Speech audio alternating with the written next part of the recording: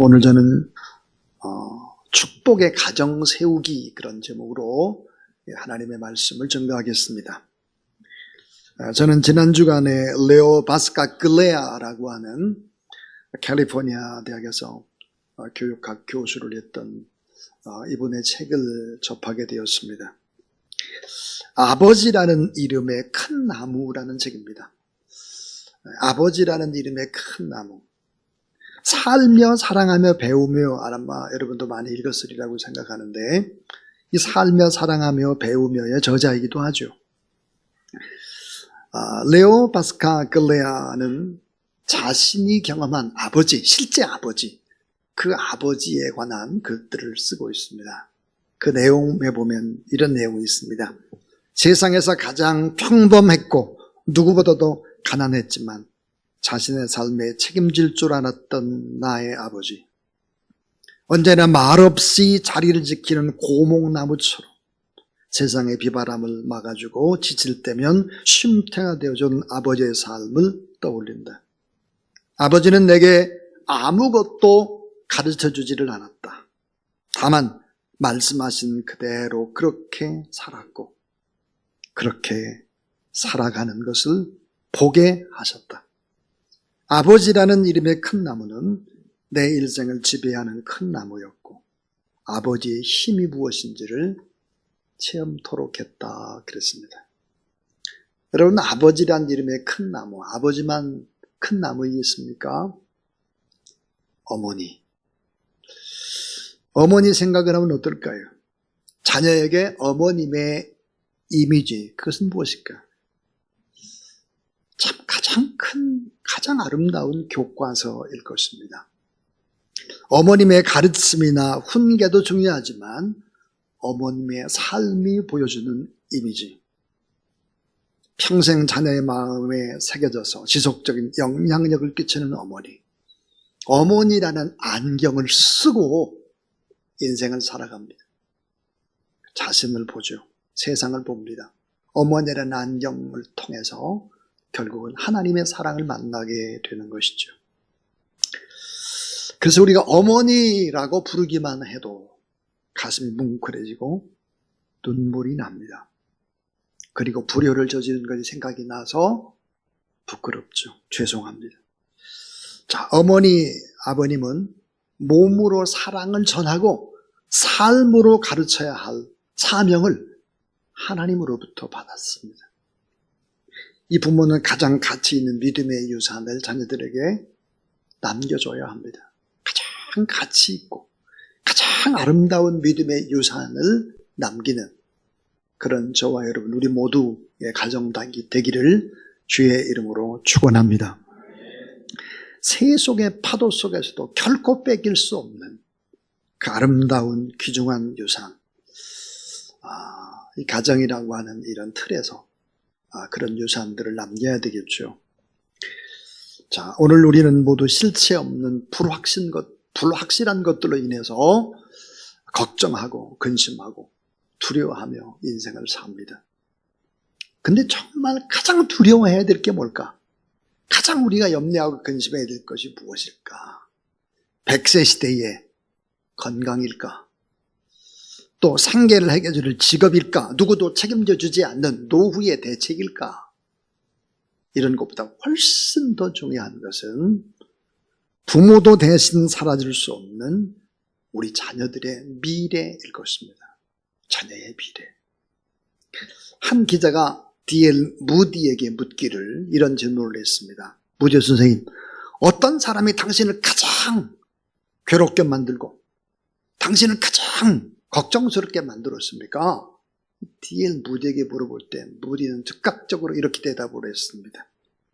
살아있는 그 어떤 사람보다도 D.L. 무디란 그놈 그 작자 때문에 내가 골치를 썩고 있어, 이렇게 말했습니다.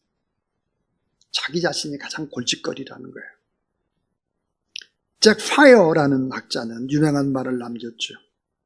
내 인생을 돌이켜보니 참 많은 장애물을 만났다. 그러나 그 중에 가장 큰 장애물, 나 자신이었다. 그랬습니다.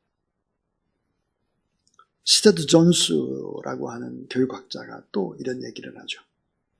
우리 인생에서 가장 중요한 것은 다른 사람보다 앞서 나가서 출세하는 것이 아니다.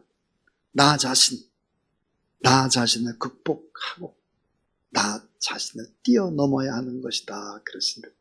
여러분, 중요한 게 누굴까요? 나죠, 나. 가장 큰 문제는 나 자신입니다. 이 나를 어떻게 할 것인가라는 문제죠. 지속적으로 우리의 믿음이 성장을 해야 나라는 장애물을 제거할 수가 있다 하는 것입니다. 가장 큰 장애물은 내 안에 있다. 밖에 있는 것이 아니에요. 내 안에 있다는 것이죠. 그럼 이것을 어떻게 해야 될까? 여러분, 방법은 딱 한 가지 방법밖에 없는 것이죠. 그게 뭘까요? 그것은 바로 세상을 이기신 예수 그리스도를 바라보고 예수 그리스도를 신뢰하고 예수 그리스도를 의지하며 살아가는 여러분 되길 주의 이름으로 축원합니다. 육신의 정욕도 이기시고 안목의 정욕도 이기시고 또 이생의 자랑도 이기시고 마귀 사단의 세력도 이기실 뿐만 아니라 나를 이기게 하실 예수 그리스도, 그분. 예수님은 종종 우리에게 이런 질문을 합니다. 저에게 이런 질문을 합니다. 너 죽었니? 너 진짜 죽었어? 정말 내 안에 예수님이 사냐? 너 지금 오늘 믿음으로 사는 거야? 이런 질문을 저에게 하고 여러분에게 합니다. 갈라디아 2장 20절, 내 그리스도와 함께 십자가에 못 박혔나니 그런즉 이제 내가 사는 것이 아니요 오직 내 안에 그리스도께서 사시는 것이라. 이제 내가 육체 가운데 사는 것은 나를 사랑하사 나를 위하여 자기 자신을 버리신 하나님의 아들을 믿는 믿음 안에 사는 것이다. 너 예수 그리스도와 함께 죽은 거 맞아? 죽어야 합니다. 시시했던 나의 옛 과거, 별것도 아닌 거 죽어야죠. 내 안에 정말 예수님이 사는 거니? 너 지금 믿음으로 지금 보고 믿음으로 말하고 믿음으로 기도하고 믿음으로 예배하고 믿음으로 살아가고 있어? 여러분, 축복의 가정 세우기라고 하는 것은 이런 나 자신의 기초 위에 가정을 세워야 하는 것입니다. 이 같은 전제에서 축복의 가정을 세울 수 있다는 것이죠. 오늘 저는 7가지의 계명을 얘기하려고 합니다. 제1계명입니다. 제1계명은 여호와를 경외하는 원리다 그랬습니다. 여호와를 경외하는 원리. 그래서 우리 지난번에 여경지글의 원리 그렇게 배웠죠. 여호와를 경외하는 것이 지식의 근본이거늘 미련한 자는 지혜와 훈계를 멸시하느니라. 여호와를 경외하는 것이 지식의 근본이다 그래요. 그런데 이 지식의 근본뿐만이 아니에요.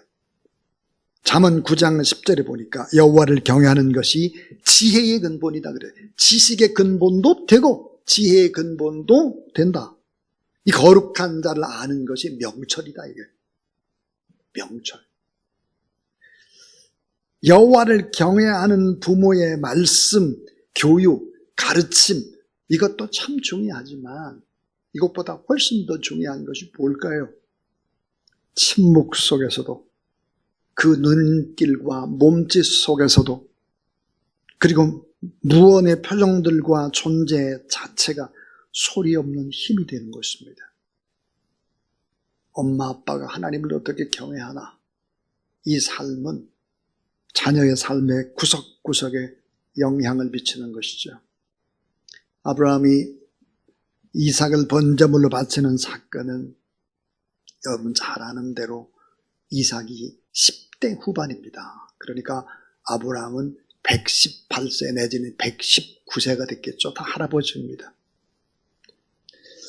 자, 자녀를 번제물로 바치기까지 여호와 하나님을 경외하는 아버지, 하나님을 경외하고 그 권위 앞에 순종하는 아버지의 모습을 본 이삭의 삶이라고 하는 것은 너무나 아름다운 하나님의 권위에 순종하게 되고 아버지의 권위에 순종하게 되는 것이죠. 이 부모님의 뜨거운 신앙생활은 자녀에게 가장 가치 있는 신앙의 유산이고 믿음의 유산인 것입니다. 제가 종종 그렇게 얘기합니다. 여러분 지금 하나님 앞에 드리고 있는 여러분의 삶의 예배의 모습은 고스란히 이것은 미래입니다. 미래의 모습이죠. 그래서 제1계명 여호와를 경외하는 원리. 이제 제2계명입니다. 부모의 삶이 선명한 이미지가 되는 원리입니다. 부모의 삶이 선명한 이미지가 되는 거예요. 부모의 삶이 하나의 이미지가 됩니다. 그것은 자연스러운 자녀 교육이 되는 것이죠. 오늘날 우리가 많은 것들을 기억하는 것이 아닙니다. 그저 기억하는 것이 사진 한 장, 어떤 한 컷, 작은 엽서, 그저 몇 마디의 말이 남겨지는 것이죠. 여러분 잘 아는 이순신 장군 그런 거북선, 유관순 열사, 그러면 3.1 독립운동 만세 뭐 이런 거, 세종대왕 한글 그렇습니다. 그런 것들이 이제 각인이 되듯이 그렇습니다. 저의 아버님의 조남은 김자, 현자, 갑자입니다. 김현갑. 돌아가셨지만 저의 아버님을 생각하면 떠오르는 이미지가 하나 있습니다. 그것은 웃음입니다. 언제나 웃으셨습니다. 언제나 웃고 껄껄껄 하셨죠. 제가 철없을 때는 우리 아버지는 왜 저렇게 웃으실까? 왜 무슨 일이 있으면 저렇게 노래를 부르실까? 왜 하모니카를 계속 불까? 참 아버지는 참 이상하다. 그런 생각했는데 제가 철이 들고 보니까 아버지는 그 모든 슬픔, 너무나 많은 슬픔을 그냥 웃음으로 표현한 것입니다. 일제시대에 태어나셔서 아버지는 징용, 일본의 북해도 홋카이도의 탄광으로 끌려가셨죠. 3년을 계셨습니다. 12분이 갔지만 몇 분이 돌아가셨고 저희 아버지는 제일 오랫동안 사셨습니다. 돌아와서 6.25가 터지셨죠. 6.25 때 저희 집안에는 큰 일이 생겼습니다. 둘째 큰아버지가 돌아가셨고 넷째 큰아버지가 또 돌아가셨습니다. 또 제 위에 형이 계셨고 누나가 계셨는데 저는 못 봤죠. 제가 태어나기 전이니까. 두 자녀가 세상을 떠났습니다. 그러니까 아버지의 삶을 이렇게 쭉 보면 그저 고통이었고 눈물이었습니다. 근데 그것을 기쁨으로, 웃음으로 그냥. 그 웃음 속에는 늘 그냥 저는 기쁨이 있다고 생각을 했는데 승화된 웃음이었다 그런 생각을 합니다. 저의 어머니 그러면 어머니는 눈물입니다. 눈물. 늘 자녀들을 위해서 눈물을 흘리던 어머니 생각이 납니다. 어느 날 저의 아들 어리에게 그렇게 얘기를 했습니다. 저는 제 아이에게 그런 질문을 했어요. 할아버지 그러면 웃음이고 할머니 그러면 눈물인데 넌 아빠 그럼 어떤 생각이 이미지로 탁 떠오르냐 그러고 물어봤더니 정말 웃기는 얘기를 했습니다. 아빠 그럼 떠오르는 단어가 빈 호주머니래요. 늘 돈이 없는 아빠. 있으면 하루에 다 쓰는 아빠. 그리고 아르바이트하는 아이한테 용돈 좀 나눠주자 그렇게 이야기하는 아빠. 빈 호주머니가 저의 이미지라 그렇게 얘기를 해 주었습니다. 사랑하는 여러분, 부모의 삶이 선명한 이미지로 남게 되는 것이죠. 어차피 엄마 아빠의 삶은 이미지가 되고 그리고는 각인이 되는 것이죠. 뼈에 새겨지게 되는 것입니다. 그러지 참 중요한 것이죠. 자, 제3계명입니다. 제3계명은 자녀와 눈을 맞추고 대화하는 원리입니다. 요한복음 1장 42절에 보니까 데리고 예수께로 오니 예수께서 보시고 이르시되 내가 요한의 아들 시몬이니 장차 게바가 되리라 이렇게 얘기했습니다. 예수님의 눈길. 요한의 아들 시몬이라 그랬습니다. 시몬 여러분 잘 아는 대로 작은 티끌입니다. 후 불면 다 날아가는 것이지요. 지금 네가 시몬이다. 근데 장차 게바가 될 거야. 게바가 뭐예요? 반석이죠. 든든한 바위. 반석이 될 것이다. 그렇게 보았습니다.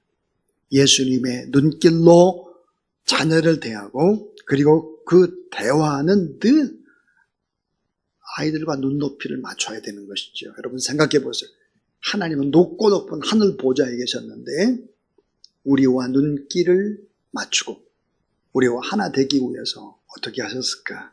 성육신하셔서 우리와 같은 인간의 몸을 입고 우리와 대화하고 소통하기 위해서 오신 것입니다. 대화는 일방적으로 하는 명령의 언어가 아니라 쌍방에 서로 커뮤니케이션 돼야 하는 것이죠.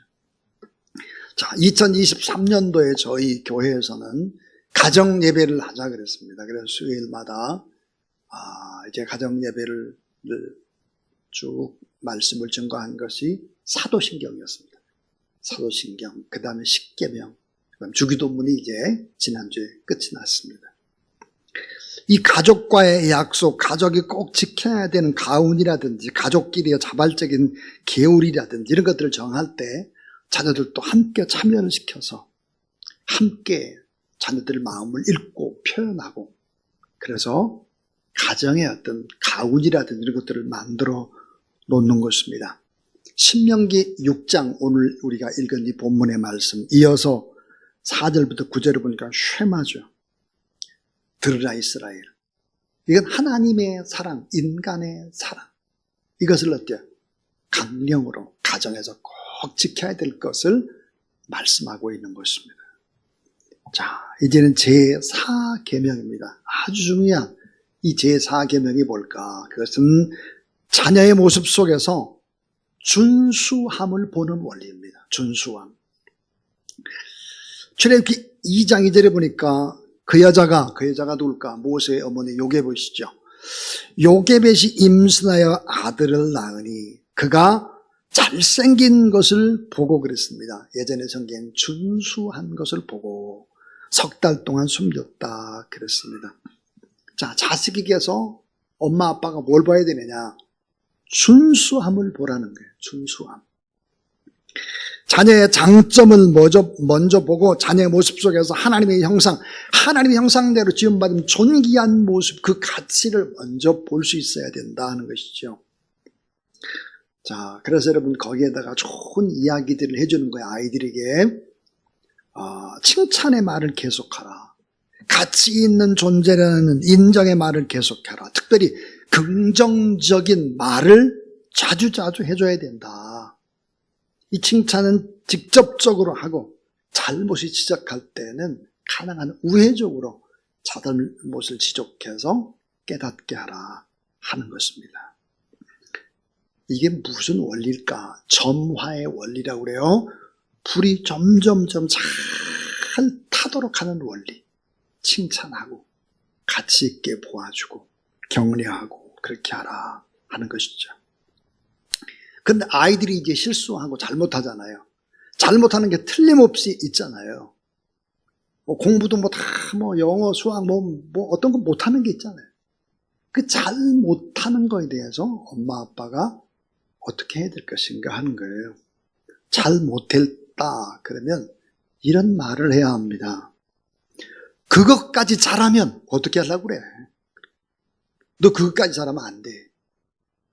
여러분 부족한 것이 있어야 되는 것이죠. 틀림없이. 잘 못한 그 부분에 있어 채찍질을 가하는 것이 아니라 괜찮다. 그것마저 잘하면 안 된다. 괜찮다. 이렇게 해줘야 되는 것이죠. 자, 이제 제5계명입니다.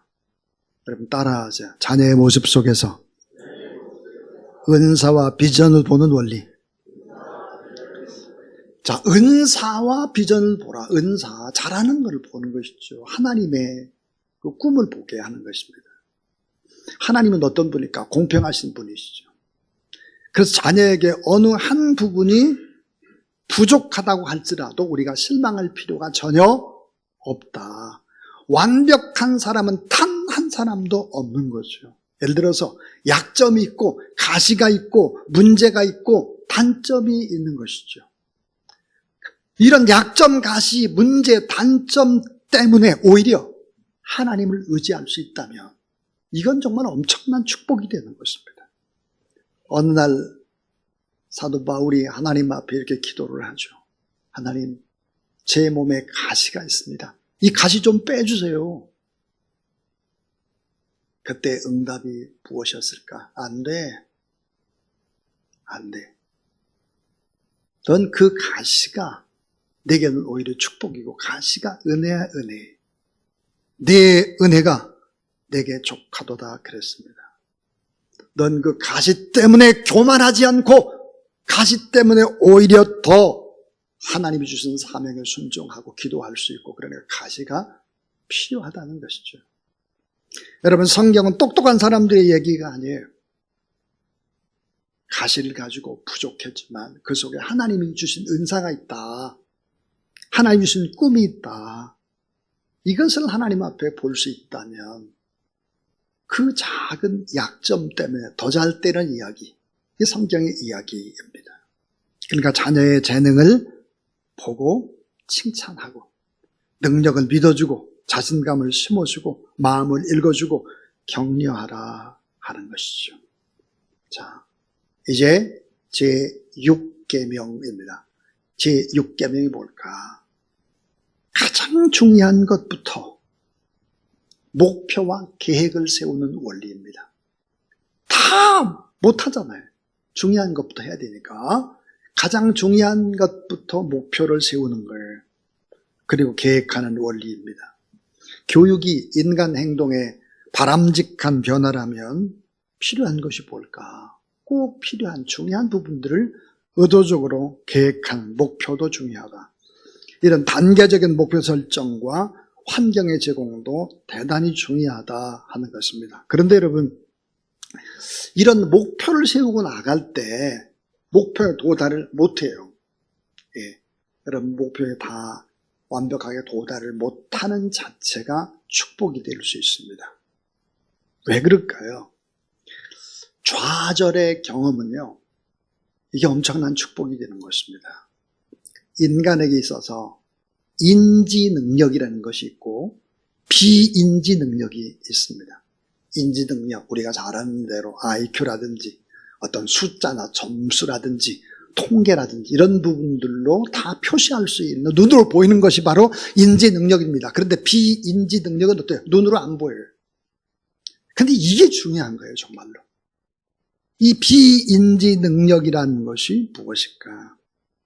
이 비인지 능력이 점점점 끈기라든지 열정이라든지 집념이라든지 회복의 탄력성이라든지 이런 것들이 점점 더 커져가는 데 있어서 중요한 것이 뭘까? 좌절의 경험입니다. 좌절, 실패, 낙방, 고난의 경험, 이건 너무 중요한 거예요. 이런 경험들이 있어야 사람이 점점점 커져가는 것이죠.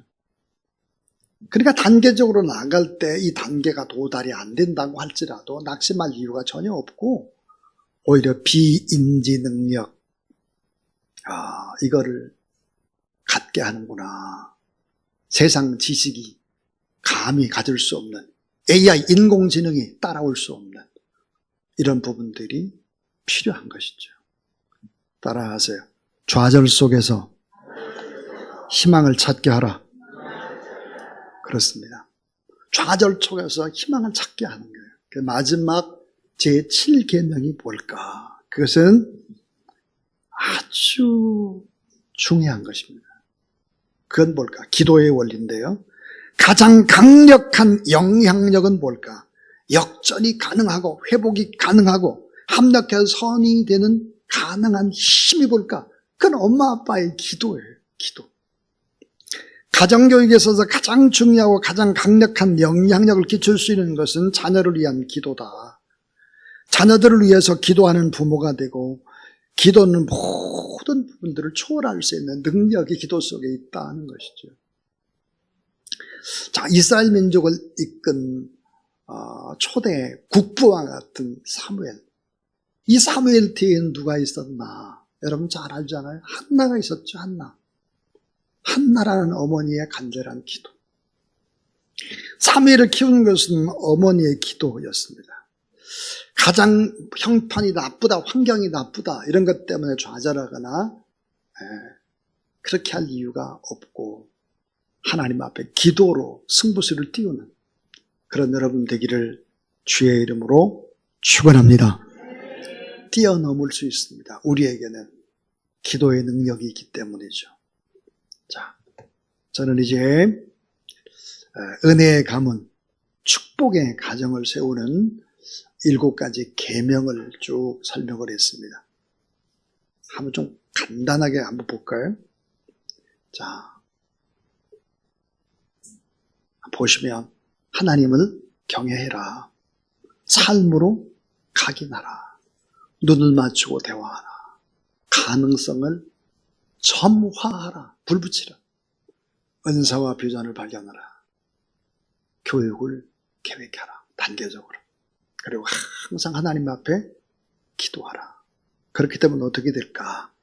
신명기 6장 2절 3절에 보니까 내 하나님 여호와를 경외하게 되면 따라오는 것들이 있다. 그것이 무엇일까? 내 나를 장구하게 하리라. 오늘 본문에 그랬고 내가 복을 받으리라 그랬고 그리고 내 나라가 크게 번성하리라 그랬습니다.